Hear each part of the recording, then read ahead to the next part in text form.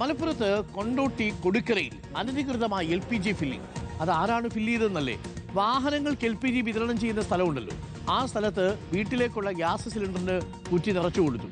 സംഭവം വലിയ വിവാദമായി. അത് കഴിഞ്ഞ് വാർത്തയായി, കുഴപ്പമായി എന്ന് കണ്ടപ്പോൾ അത് അവസാനിപ്പിച്ചു എന്നാണ് മനസ്സിലാക്കുന്നത്.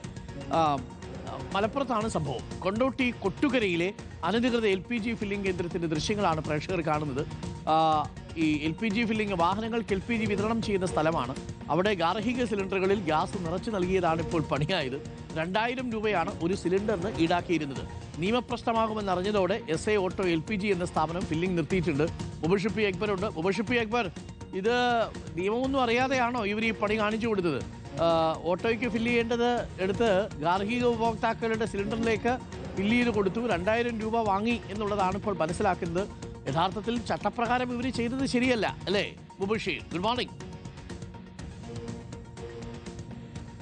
Good morning Arunkumar. നിയമപ്രശ്നങ്ങളൊക്കെ തന്നെ അറിയാമായിരുന്നു, പക്ഷേ സാഹചര്യങ്ങളുടെ സമ്മർദ്ദം അങ്ങോട്ടേക്ക് എത്തിച്ചു എന്നുള്ളതാണ്. ഇത് വിൽപ്പന നടത്തിയ വിൽപ്പനക്കാരും ഇത് ആവശ്യക്കാരായി അവിടെ എത്തിയ ആവശ്യക്കാരും നമ്മളോട് വ്യക്തമാക്കുന്നത്. മലപ്പുറം കൊണ്ടോട്ടി കഴിഞ്ഞ് കൊട്ടുകരയിലാണ് ഈ ഒരു സംഭവം ഉണ്ടായിരിക്കുന്നത്. Kottukara SA auto LPG pump. സാധാരണഗതിയിൽ വാഹനങ്ങൾക്ക് ഗ്യാസ് നിറക്കുന്നതിന് വേണ്ടിയാണ് ഈ ഒരു പമ്പിനെ ജനങ്ങൾ ആശ്രയിക്കാറുള്ളത്. പക്ഷേ ഇത്തവണ ഈ നിലവിലെ പശ്ചാത്തലം അനുസരിച്ച് ഈ ഗാർഹിക സിലിണ്ടറുകളുടെ വലിയൊരു അപര്യാപ്തത അനുഭവപ്പെട്ട സാഹചര്യത്തിൽ ആ മേഖലയിലുണ്ടായിരുന്ന ആളുകൾക്കാണ് ഈ വിധത്തിൽ 2000 രൂപ നിരക്കിൽ സിലിണ്ടർ ഫില്ല് ചെയ്ത് നൽകുന്ന ഒരു സാഹചര്യത്തിലേക്ക് കാര്യങ്ങൾ എത്തുന്നത്. 100 കണക്കിന് ആളുകളാണ് കഴിഞ്ഞ ദിവസം അവിടെ ഗ്യാസ് സിലിണ്ടറുകൾ ഫില്ല് ചെയ്ത് പോയി എന്നുള്ളതാണ്. അതായത് സാധാരണഗതിയിൽ ഇത്ര വലിയ പണം ഈ ഗ്യാസ് സിലിണ്ടറുകൾ ഫില്ല് ചെയ്യുന്നതിന് ഉണ്ടാകാറില്ല. പക്ഷേ നിലവിലെ സാഹചര്യത്തിൽ ഇവ ഇല്ലാത്തത് മൂലം വാഹനങ്ങൾക്ക് ഫില്ല് ചെയ്യുന്ന ഗ്യാസ് സിലിണ്ടറുകൾ ഇത്തരത്തിൽ വീടുകളിലേക്കും മറ്റ് കച്ചവട സ്ഥാപനങ്ങളിലേക്കും നിറക്കുന്നതിന് വേണ്ടി ആളുകൾ അവിടെ ക്യൂ നിൽക്കുന്ന ഒരു സാഹചര്യം ഉണ്ടായി. 2000 രൂപ എന്ന നിരക്കിലായിരുന്നു ഇവ വിതരണം ചെയ്തിരുന്നത്. വാഹനങ്ങൾക്ക് നിറയ്ക്കാൻ മാത്രമാണ് ഇവയ്ക്ക്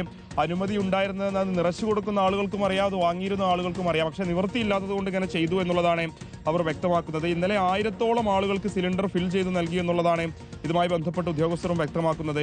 എന്തായാലും ഇന്നിപ്പോൾ ഫില്ലിംഗ് അവിടെ നടക്കുന്നില്ല. ഇത് നിയമവിരുദ്ധമാണെന്ന് വലിയ രീതിയിൽ പ്രചാരണവും സമൂഹ മാധ്യമങ്ങൾ അതിന്റെ ദൃശ്യങ്ങൾ ഉൾപ്പെടെ പ്രചരിച്ച സാഹചര്യത്തിൽ അത് പൂർണ്ണമായിട്ടും നിർത്തിവെച്ചിട്ടുമുണ്ട്. Arunkumar, okay, thank you. ഇത് നാട്ടുകാരുടെ ചെറിയൊരു സഹായമായിരുന്നു. അത് ഇപ്പോൾ പൂട്ടിവെച്ചു എന്നുള്ളതാണ് മനസ്സിലാക്കുന്നത്. പക്ഷേ ചട്ടപ്രകാരം ഇത് കൊടുക്കാൻ പറ്റില്ല. വാഹനങ്ങൾക്ക് കൊടുക്കേണ്ട ഗ്യാസ് എങ്ങനെയാണ് ഡൊമസ്റ്റിക് ആയിട്ടുള്ള കൺസ്യൂമേഴ്സിന് കൊടുക്കുന്നത്? അല്ലെങ്കിൽ സർക്കാർ അതിനൊരു അനുമതി കൊടുക്കണം. അത് അനുമതി കൊടുക്കാത്തടത്തോളം പറ്റില്ല. മാത്രമല്ല, ഇതൊക്കെ സുരക്ഷാ പ്രശ്നങ്ങളുള്ള കാര്യം കൂടിയാണ്. അതൊക്കെ ചെയ്യുമ്പോൾ ഉത്തരവാദിത്വത്തോടു കൂടി ചെയ്യുക എന്നത് മാത്രമേ നമുക്ക് പറയാനുള്ളൂ. ഈ സമയത്തിനിടയ്ക്ക് ഷോർട്ട് കട്ട് എടുക്കാൻ നിൽക്കരുത്. കളി ഗ്യാസിനോടാണ്.